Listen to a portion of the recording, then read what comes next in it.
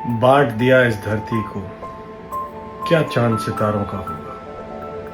नदियों को कुछ नाम दिए, बहती धारों का क्या होगा। कोई हिंदू है, कोई मुसलमान, कोई सिख, कोई ईसाई, और सबने इंसान ना होने की एक कसम खाई। कश्मीर के पहलगाम में हुए आतंकी हमले ने पूरे देश को झकझोर कर रख दिया है। एक तरफ जहां देश भर में गुस्से और आक्रोश की लहर दौड़ रही है, वहीं दूसरी तरफ बिग बॉस 18 के विनर करणवीर मेहरा भी इस भयावह घटना से बेहद भावुक और आहत नजर आए।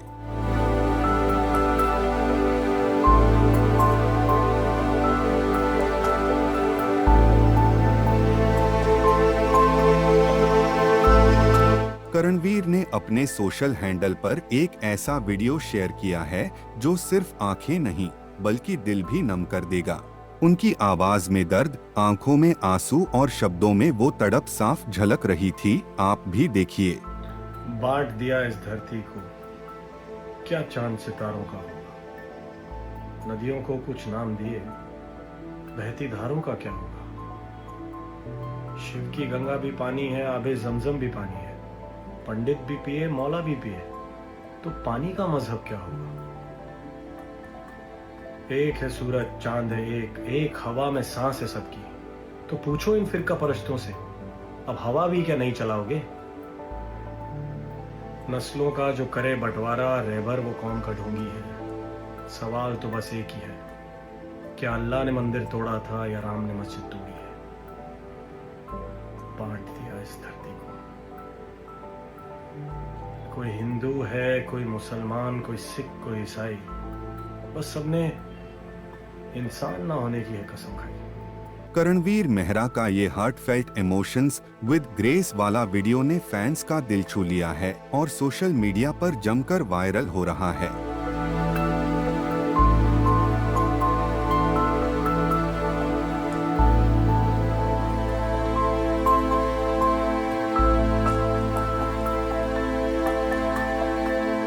पहलगाम में हुए दर्दनाक आतंकी हमले ने न केवल मासूम जिंदगियां छीनी बल्कि पूरे देश के दिल को भी चोट पहुंचाई है।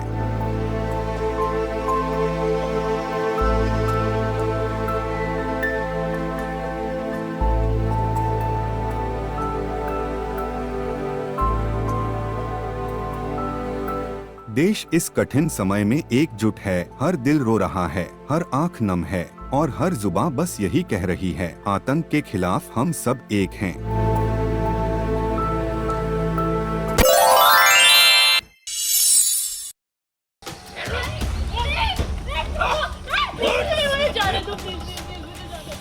कहाँ भाग रही थी? तुम निकल तो निकल। आने लगे आप।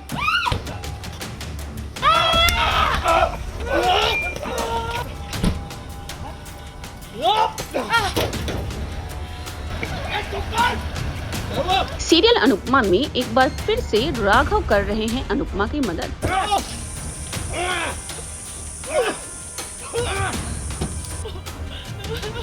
मैं पुलिस के पास नहीं जाऊंगी। और इस बार मौका है ईशानी के किडनैपिंग का।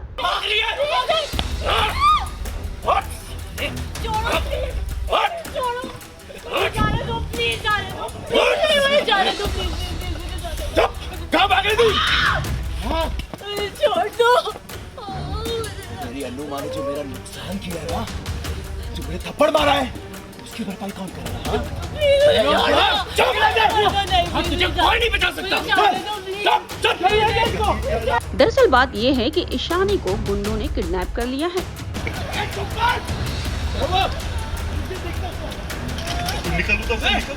निकल आराम निकल। और अनुपमा उसे ढूंढने निकली है। इतना ही नहीं, अनुपमा ने हाथ में एक पट्टा भी लिया है। फाइनली ईशानी मिल जाती है और अनुपमा गुंडों की पिटाई करती है।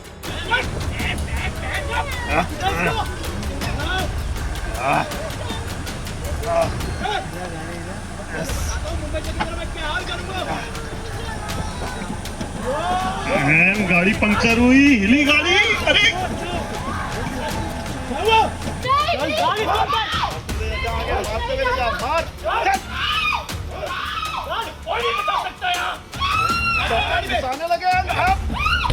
यीशु, नजर झुका के क्यों खड़ी है? पलट के इसकी आंख में आंख मिला। डर मत बेटा, तेरी अनुमात तेरे साथ खड़ी है। नजर से नजर मिला यीशु, ऊपर देख। छोड़ मेरी बेटी को।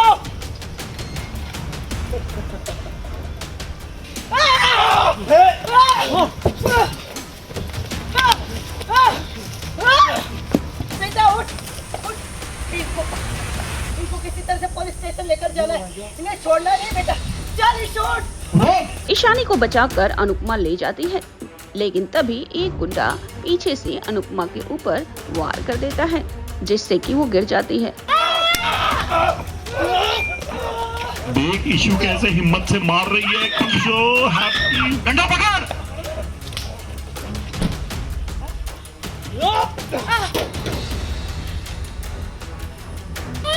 नथिंग टोपी जो भी है ये, इसको आंख उठा ध्यान से देख ले, उसके बाद तू उसको देख नहीं पाएगी।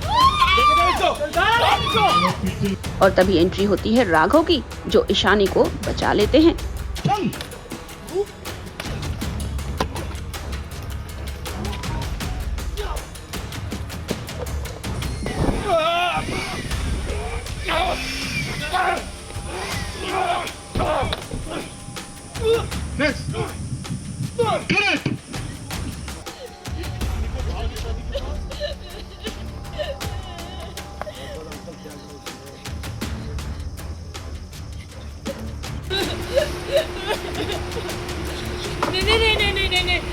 मैं पुलिस के पास नहीं जाऊंगी।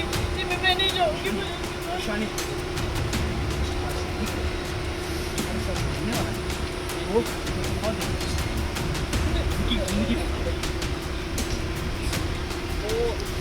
हिम्मत आई, हिम्मत आई, हिम्मत आई। जिंदगी बर्बाद हो सकती है, खतरनाक। देखो उनको, देखो वो जो बोल रहे हैं, देखो उनको। And not joking.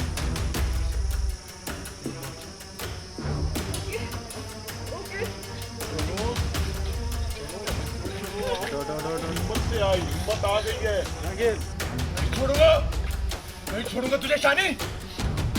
हमेशा की है ना, इसकी कीमत तुझे चुकानी पड़ेगी।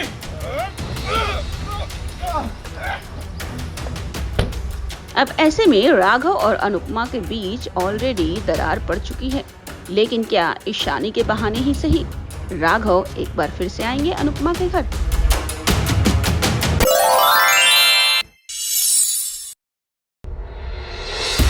हिंदू है कहकर मार डाला। अब लोग कश्मीर जाने से डरेंगे। कैसे कहूँ, वो समझ में नहीं आ रहा है, शब्द नहीं मिल रहे हैं कि इतने मासूमों को कायरों ने बड़ी बेरहमी से मार डाला। जाति धर्म पूछ पूछ कर मार डाला। हिंदू है कहकर मार डाला। तो ये बहुत ही गलत है, बहुत ज्यादा गलत है। वेकेशन में लोग छुट्टियां मनाने जाते हैं, खुशी खुशी क्या क्या सोच कर निकले होंगे घर से, और उनके साथ जो हुआ वो हम न्यूज में देख रहे हैं। वो लोग जो बोल रहे हैं वो सुन रहे हैं, लेकिन एक्चुअली उनके ऊपर जो बीती होगी उसकी हम कल्पना भी नहीं कर पाएंगे कभी भी। रूह कांप उठती है, ऐसा लगता है कि सांस कैसे ले। उन मासूम परिवारों के लिए मैं बहुत बेबस महसूस कर रही हूँ। मैं इतनी अपने आप को मतलब किस सिचुएशन में खुद को रखूं मुझे समझ में नहीं आ रहा है। उनके दुख को कैसे बांटूं समझ में नहीं आ रहा है। मैं यही प्रार्थना कर सकती हूँ कि भगवान जो अभी बचे हैं, जो जिंदा है, उन सभी लोगों को हिम्मत दे, इस दुख से उभरने की बहुत सारी ताकत दे। और मेरी सारी प्रार्थनाएं हैं उनके साथ। साथ साथ ही मैं सरकार को विनती करती हूँ, नरेंद्र मोदी जी को विनती करती हूँ, अमित शाह जी को विनती करती हूँ कि ऐसे कायरों को कड़ी से कड़ी सजा दे और मासूमों को न्याय दिलाए। मैं खुद सोच रही थी कि स्वर्ग में शैतान होते हैं और ये शैतानों ने किया हुआ, रचाया हुआ बहुत बड़ा, कायरों ने रचाया हुआ बहुत बड़ा खूनी खेल है, और जो कल्पना के बाहर है, जिसे पूरा देश नहीं भूल पाएगा। पूरे भारत देश को दुख दिया है, और ये ऐसा दुख दिया है कि हमारा पूरा देश नहीं भूल पाएगा। कई जो मुस्लिम्स हैं, अच्छे मुस्लिम्स हैं, जिनको ये देख के इतना दुख होता है कि क्यों, सबके मन में एक ही सवाल है कि क्यों, ऐसा क्यों किया, और इतनी बेरहमी से कौन मार डालता है। मतलब सही कहा कि कितने लोग हनीमून के लिए गए थे और मेहंदी का रंग नहीं सूखा था, तो उनकी सिचुएशन क्या होगी। फैमिली जिनके बच्चे बाप को मरते हुए देखा, वो लाइफ टाइम के लिए क्या ट्रॉमा लेके जिएंगे, वो अपनी आगे की जिंदगी को कैसे देखेंगे। वो माँ, वो पत्नी जो अपने बच्चों को अभी बड़ा करना है, उसको अपने देश के प्रति क्या भावना होगी, उन बच्चों को देश के प्रति क्या भावना होगी, धर्म के प्रति उनका क्या कॉन्सेप्ट होगा। जो बच्चे छोटे छोटे गए थे, उनको क्या लगेगा कि क्या हिंदू होना गुनाह है, क्या हमें जाति धर्म पूछ के, हिंदू है पूछ के मारा गया, वो क्या हमारा गुनाह है। तो ये बहुत ही ज्यादा दुखद घटना है और इस दुख को मैं व्यक्त नहीं कर पा रही हूँ शब्दों में, मैं प्रोसेस नहीं कर पा रही हूँ। जब मेरे सामने ये चीज आई तो मुझे लगा कि एक मिनट, ये क्या हो रहा है। मतलब मैंने दूसरी 2-3 चैनल, न्यूज चैनल शिफ्ट करके देखा कि ये हो क्या रहा है, ये क्या है। मतलब कहते ना, फ्रीज हो जाता है माइंड। और ये धर्म के नाम पे कब तक हम एक तरफ, अभी इलेक्ट्रिक कार्स आ गई, दुनिया इतनी आगे बढ़ रही है, लोग एआई के जमाने में हम आ गए हैं, और अभी तक कहाँ लोग अटके हुए हैं। धर्म जाति पूछ के इतना बेरहमी से लोगों को मारा जा, अभी वो तो छोड़ो, जो कश्मीर में जो लोग हैं, जिनको सुकून हो रहा था कि अब कश्मीर में फिर से लोग आएंगे, पर्यटक आएंगे, जो वहाँ के लोकल लोग हैं वो भी रो रहे हैं। उन्होंने इतना खराब नहीं देखा, उनकी तो रोजी रोटी सब कुछ इसके ऊपर है। अब लोग कश्मीर जाने से डरेंगे। वो कहते हैं ना, जो मुझे नहीं मिला तो तुमको भी नहीं मिलना चाहिए।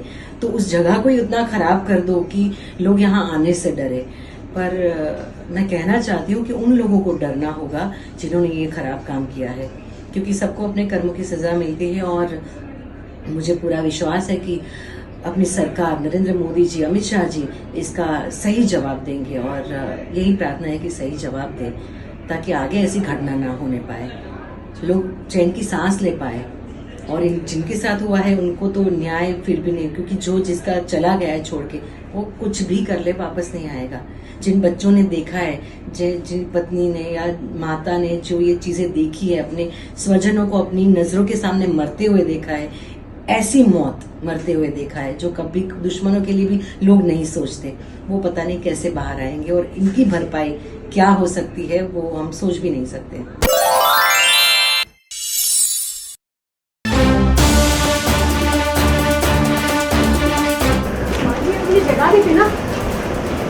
अभी दवाई लगा देती हूँ, इंजेक्शन जरूर लगवा लीजिएगा। सीरियल डोरी सीजन 2 में आया है शॉकिंग ट्विस्ट वाला ड्रामा, जहां एक तरफ राजनंदिनी के हाथ में है चाकू और गंगा जी जिनकी जान पर बन आई है।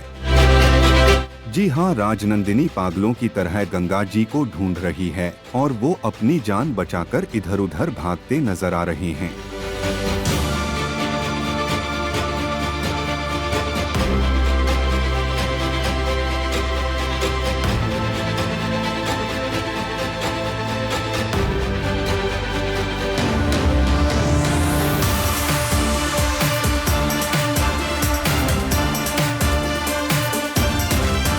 वहीं दूसरी तरफ डोरी और मान के रिश्ते में भी खटास दिख रही है, जहां डोरी मान का हाथ पकड़कर जबरदस्ती बिठा देती है और पूछती है, आपको चोट लगी है, फिर दवा क्यों नहीं लगवा रहे।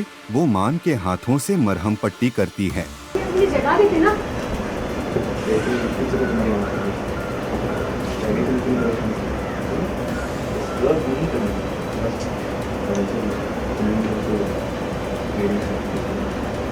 जी अच्छे से डरावने सपने नहीं देखते। अच्छे देखो या डरावने देखो, मैं तो मैं जानता हूँ, लेकिन सपने तो मेरे देखते हो। अभी तक मुझे समझ में नहीं आ रहा कि आपने खुद को तकलीफ में क्यों डाला। मैं आपको अभी दवाई लगा देती हूँ, लेकिन आप इंजेक्शन जरूर लगवा लीजिएगा।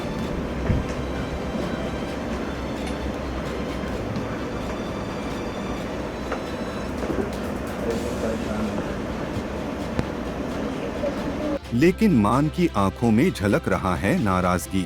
बिना कुछ कहे उठकर चला जाता है मान और डोरी बस देखती रह जाती है, हैरान परेशान। इसमें मुस्कुराने वाली क्या बात है? एक सेकेंड, जी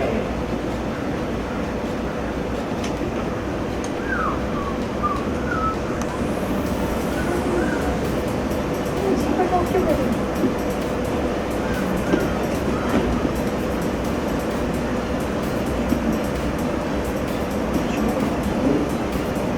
लेकिन सबसे बड़ा धमाका तो है जहां गंगा जी यानी डोरी के बाबा अपनी भागते नजर आते हैं और राजनंदिनी हाथ में चाकू लिए हुए उन्हें ढूंढ रही है।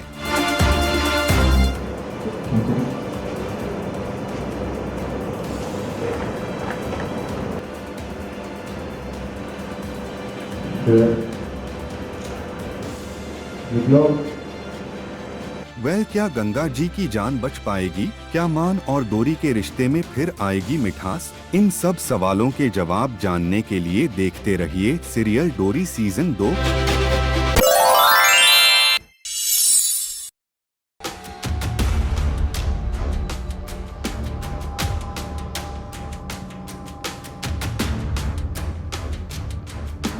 पाकिस्तानी एक्टर फवाद खान की वापसी पर मचा बवाल।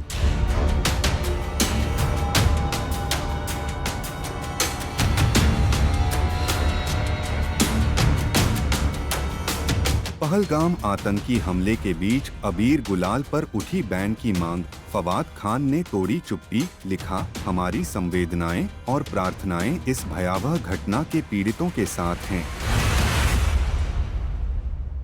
जी हां, एक्टर फवाद खान जो एक वक्त में बॉलीवुड का क्रश कहे जाते थे, अब वो अपनी नई फिल्म अबीर गुलाल के जरिए कमबैक की तैयारी में हैं।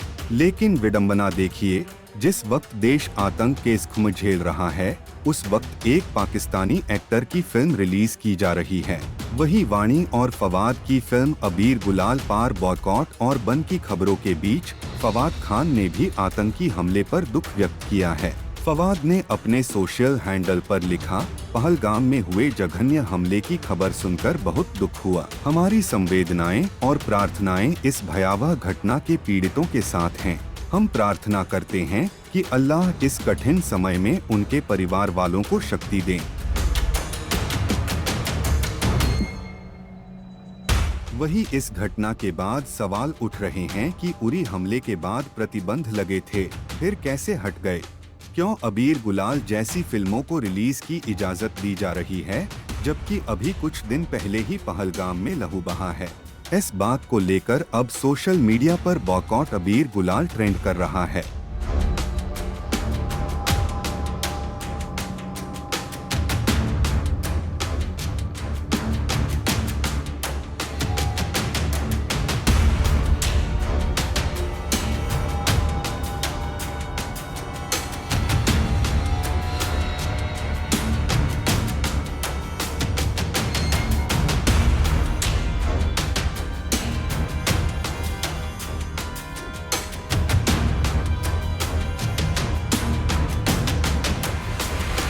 वहीं पहलगाम में हुए आतंकी हमले के बाद film federation of western India cine employees ने पाक कलाकारों पर पूरी तरह से बैन लगाने का ऐलान किया है।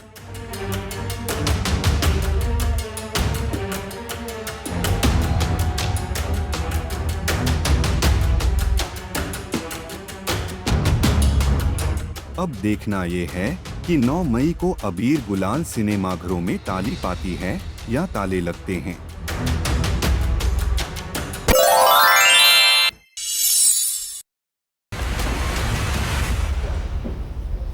क्यों आई है यहाँ पर? क्या सोच कर आई कि चलो मुझे याद आ रही है संजू की, तो मैं मिल आती हूँ उससे। क्या पता वो सब कुछ भुला के मुझे माफ कर दे। अरे बताओ ना। क्या बताऊँ? आप बताओ मुझे, क्या चल रहा था वो सब? क्या था वो सब? तुम्हारी यही होप ना मेरे लिए सबसे बड़ी प्रॉब्लम है। ऐसा कुछ भी नहीं है जैसा तुम सोच। ऐसा ही है। सीरियल परिणीति में परी और संजू को एक साथ देख नीति को हो रही है जलन। मैं तो यहाँ हो सकती हूँ संजू, लेकिन ये पार्वती यहाँ क्या कर रही है? और क्या कर रही है तू यहाँ पर? और वो गुस्से में हो रही है आग बबूला, क्योंकि वो नहीं चाहती कि संजू और परी एक साथ आएं। और तू क्यों आई है यहाँ पर? क्या सोच कर आई है? कि चलो मुझे याद आ रही है संजू की तो मैं मिल आती हूँ उससे। क्या पता वो सब कुछ भुला के मुझे माफ कर दे। बोल, ये सोच कर आई है यहाँ पर। और इस बात को लेकर नीति संजू से करती है ढेर सारे सवाल। तुम्हारी यही होप ना मेरे लिए सबसे बड़ी प्रॉब्लम है। ऐसा कुछ भी नहीं है जैसा तुम सोच रहे ऐसा ही है, मैं अंधी नहीं हूँ, सब दिख रहा है मेरे सामने है सब कुछ। That you are still with her. Not with her. Sanju Niti को समझाता है कि वो परी के साथ नहीं है, वो परी के साथ मिला हुआ नहीं है। और आज ये चीज मैं प्रूव कर दूंगा। चलो संजू, संजू। क्योंकि नीति को लगता है कि परी और संजू एक साथ मिले हुए हैं और वो नीति को बेवकूफ बना रहे हैं। क्यों क्यों करूं तुमसे बात? अगर मैं इससे बात कर रही हूं तो तुम्हें प्रॉब्लम क्या है? Now I get it. अब मुझे पता चला कि पार्टी यहाँ आई। सब समझ में आ रहा है यहाँ चल क्या रहा है संजू। क्यों नहीं हो सकती तुम्हारे? और संजू पूरी तरह से ये कोशिश करता है कि वो नीति के सामने ये साबित कर सके कि संजू और परी मिले हुए नहीं हैं। इसे साबित करने के लिए संजू नीति को लेकर चलता है पृथ्वी के ऑफिस और वहाँ पर क्लॉज साइन करने की बात भी करता है। चलिए आपको दिखाते हैं ये पूरा ड्रामा। लेकर जा रहे हो मुझे? संजू बोलो तो। गाड़ी मैडम। संजू पर जा कहाँ रहे हैं? गाड़ी मैडम। संजू करने क्या वाले ये तो बता दो। संजू ये सब क्या है? यहाँ क्यों लाया मुझे? तुम्हें विश्वास दिलाने, तुम्हें ये प्रूव करने कि मैं पार्वती के साथ नहीं हूँ। कब से सुन रही हूँ, लेकिन दिख कुछ और ही आया मुझे तुम्हारा वर्बल एश्योरेंस नहीं चाहिए, सॉलिड प्रूफ चाहिए। तभी यहाँ पृथ्वी के ऑफिस में लेके आया हूँ। तुम्हें ऐसा लग रहा है कि मैं तुम्हें चीट कर रहा हूँ, तुम्हें धोखा दे रहा हूँ, तुमसे झूठ बोल रहा हूँ ना? हाँ, तुम्हें ऐसा ही लग रहा है कि मेरे और पार्वती के बीच में कुछ है, तभी मैं तुम्हारी कंपनी ज्वाइन नहीं कर रहा हूँ ना? तो ठीक है, तुम वो ऑफर लेटर लेके, मैं साइन करने के लिए तैयार हूँ, तुम्हारी कंपनी ज्वाइन करने के लिए तैयार हूँ। ओह, तुम लोग यहाँ पे? नहीं, रिसेप्शन ने मुझे बताया। पृथ्वी में तुम्हारी कंपनी का सीईओ बनने के लिए तैयार हूँ, तुम लोगों को ज्वाइन करने के लिए तैयार। Then please test it. आप ज्वाइन करवाने से पहले टेस्ट ले लीजिए संजू का, फिर तो चलेगा। बट मुझे संजू अपनी कंपनी में चाहिए।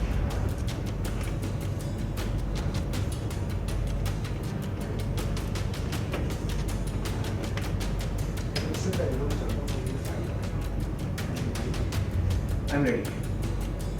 मैं पार्वती के अगेंस्ट कुछ भी करने के लिए तैयार हूँ। कुछ भी मतलब कुछ भी। ऐसे हुआ।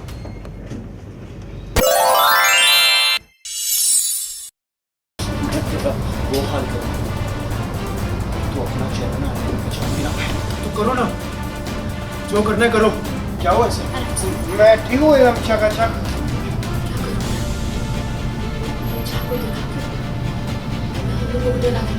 सीरियल भाग्य लक्ष्मी में आया है जबरदस्त ट्विस्ट, जहां एक तरफ ऋषि ने नील को पकड़कर सच्चाई उगलवाने की पूरी कोशिश कर रहा है, वहीं दूसरी तरफ कहानी में आया और भी दिलचस्प मोड़। वो हाल करो कि तू अपना चेहरा ना आईने में पहचान भी ना पाए तो करो ना, जो करना है करो। रोक कौन रहा है तुम्हें? हाँ सही बोल रहा हूँ, करो ना। दरअसल जब नील को पीटते हुए ऋषि की आंखों में साफ गुस्सा दिखता है, तभी एंट्री होती है आयुष की, जिसे लक्ष्मी खुद नशे में चूर हालात में लेकर आती है। अरे आया क्यों इस घर में, बोलेगा?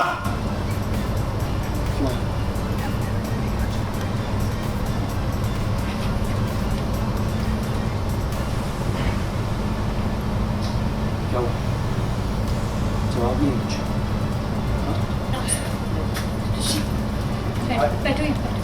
आयुष क्या हुआ इसे?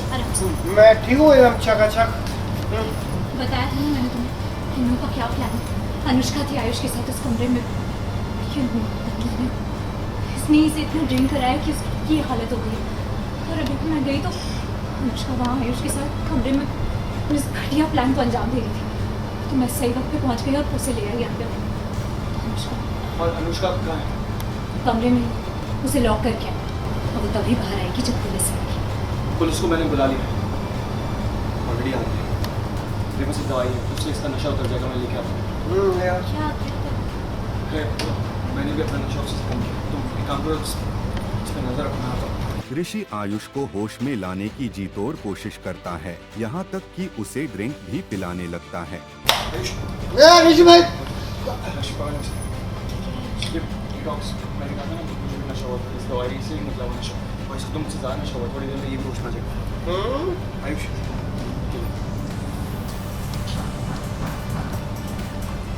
ऋषि भाई एक सवाल, क्या?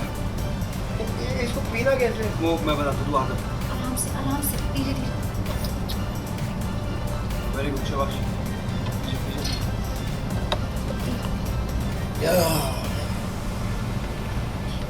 हाँ, अभी होश आ गया, अभी सही हो जाएगा। जी के बाद कहानी में आता है ट्विस्ट जब नील गिड़गिड़ाता है, माफी मांगता है, लेकिन लक्ष्मी का टूटा भरोसा अब इतनी आसानी से जुड़ने वाला नहीं। नहीं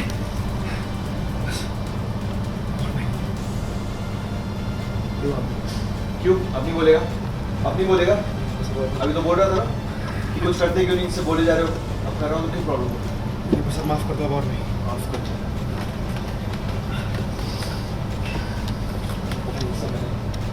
मारा है तेरे बोलने की वजह से नहीं मारा है, क्योंकि तू उस मार के लायक है। कैसे हो सकता है? ऐसे थे क्या? तभी वहाँ आती है शालू। वो कुछ कहना चाहती है, लेकिन जैसे ही उसकी नजर ऋषि पर पड़ती है, वह झट से बात घुमा देती है।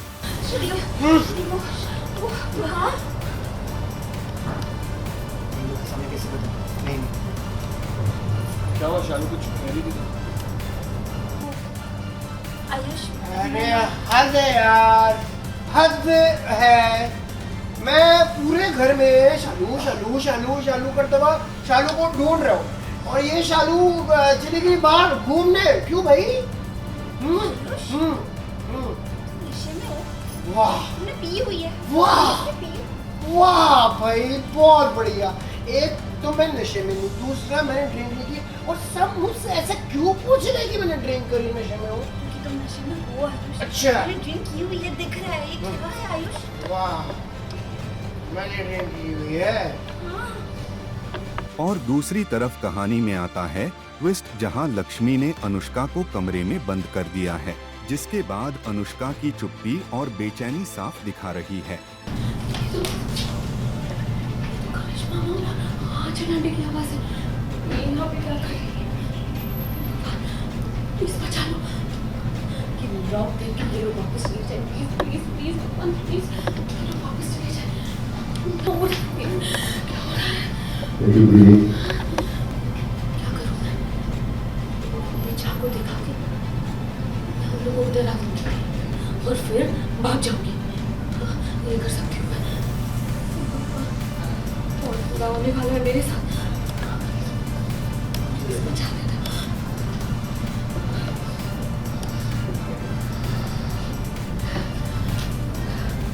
वेल, अब सीरियल में आए इस ट्विस्ट के बाद कहानी में आगे आएगा कौन सा नया मोड़, ये देखना दिलचस्प होगा।